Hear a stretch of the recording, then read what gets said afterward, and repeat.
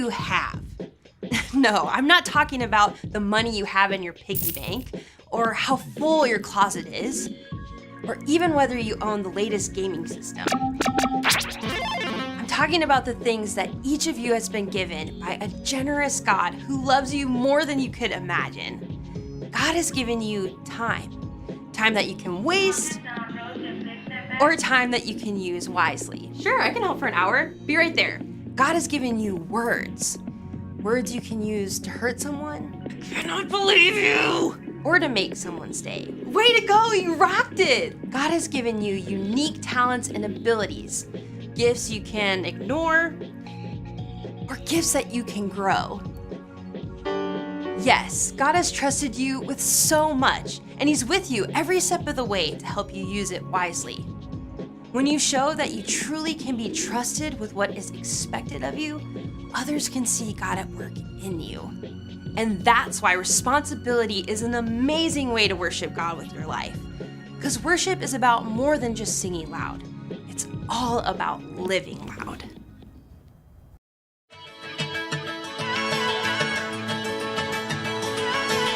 You never turn away, you never leave my side. And every time I call your name out just to find that you're already right here with me, never been alone. I can trust you with my heart, 'cause this I know. You are always faithful, you love me from the start. No matter what I'm facing, I will trust you with my heart.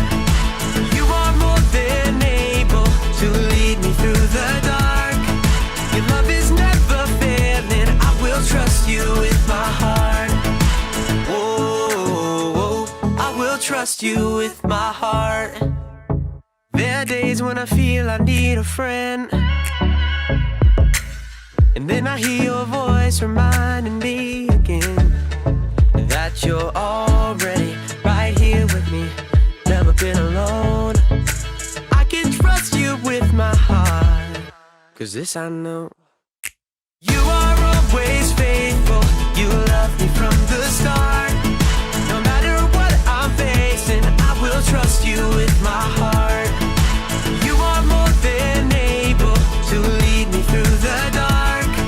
Your love is never failing, I will trust you with my heart.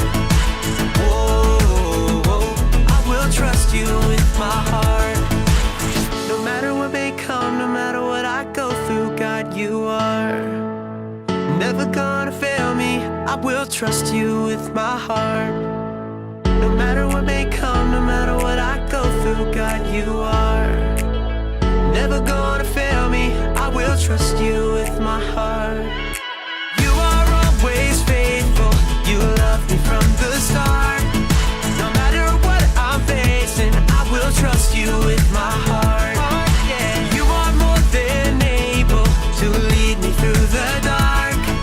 Your love is never failing, I will trust you with my heart. Whoa, I will trust you with my heart. Whoa, I will trust you with my heart. Whoa, I will trust you with my heart.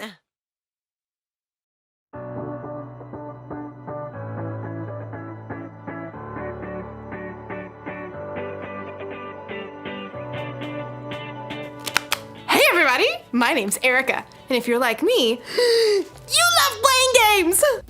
I love sitting around a table with my friends and family playing card games, board games, or any kind of game. I just got a new game in the mail today.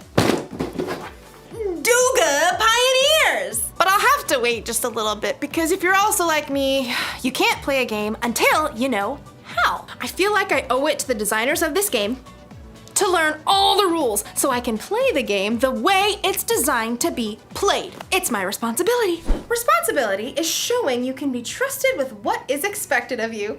So let's check out these rules. The Doja, Duga, Doge, Doje, Doja Pioneers Instruction Manual. Rule number 1. Each player should roll the enclosed red die To determine who goes first, the person who rolls the highest odd number should be the first player to begin the adventure. The person who rolls the lowest even number should draw a standard utility card. If the card is beige, they should go second. If the card is fuchsia, they should go last. If the card is orange or gold, all dice rolls are null and void, and the process should be repeated from the beginning. Okay. Rule number 127. Should you run out of standard utility cards or action cards, you must pause the game until more cards are ordered, and cards can be purchased from the website listed below. Expected delivery can be 8 to 10 business days. Oh, this is exhausting. I get it. We need a lot of rules. Rules are important in the games and in life. But we'll learn in today's story. Maybe the rules don't have to be so complicated. Let me just pull this back to where it, excuse me, sorry. The Bible. It's 66 books of history, stories, letters, and poetry that fit together to form God's one big story. The epic adventure of how He created us and loves us so much that He made a way to rescue us. As we travel through the Bible, from Genesis to Revelation, we discover people who met God and found their lives changed forever. Now, for an amazing story, inspired by the book of Matthew, chapter 22, verses 36 through 40. The book of Matthew, the very first book in the New Testament, was written by, you guessed it, Matthew. Now, even though he was a tax collector and disliked by others, he became one of Jesus' followers. And years later, he wrote an eyewitness account of the things that Jesus said and did. For example, he tells us of the day that the religious leaders tried to trap Jesus with a trick question. Teacher, which is the most important commandment in the law? The religious leaders followed 613 different laws. They wanted Jesus to pick just one law so Jesus would get in trouble for leaving out the other 612 laws. But Jesus didn't fall into their trap. Instead, he took this opportunity to show everyone that following God doesn't have to be complicated. Love the Lord your God with all your heart and with all your soul. Love Him with all your mind. This is the first and most important commandment. And the second is like it.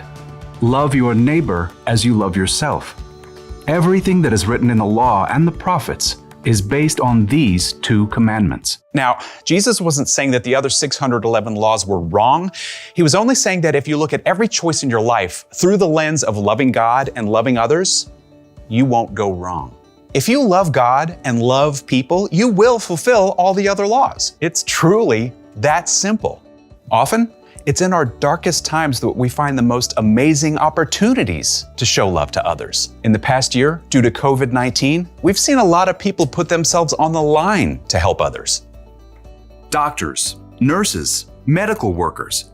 But we've also seen grocery store cashiers and delivery workers put themselves at risk of getting sick.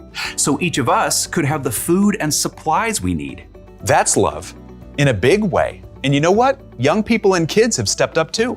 In Reno, Nevada, a college student named Jade Powell recruited a few friends to help elderly people buy their groceries during the pandemic. Within a few days, the idea took off. More and more volunteers jumped in to help shop and drop off groceries on the doorstep of older individuals. Within weeks, shopping angels reached all 50 states and other countries too, all because one student saw a need and chose to stop and show God's love. Sometimes showing love to others only takes a few minutes. In Columbus, Ohio, Taryn, who is 9, and Calliope, who's 6, knew their elderly neighbor loved classical music. Because she was in isolation and couldn't go out, they took a concert to her front porch. For 30 minutes, they played a private cello concert just to brighten her day. It was a simple and amazing way to show love to others. Let's look at one more story. In Portland, Oregon, a high school junior named Julia Lynn quickly realized that with school closed, some kids and families would not be able to get enough to eat. She put out the word online in her community, requesting food donations. Within days, she received over 400 responses. Julia picked up each donation herself, and with the help of the school student government, she set up distribution centers where families in need could pick up the food. In helping provide food to hungry people, Julia was clearly showing God's love in action. God loves us so deeply. He's done so much for us, it's our responsibility to take that same love and show it to others. As Paul reminds us in the book of 1 Timothy, Don't let anyone look down on you because you are young. Set an example for the believers in what you say and in how you live. Also, set an example in how you love in what you believe. don't wait for somebody else to go first. Now is your time. Now is your chance to love God by loving others.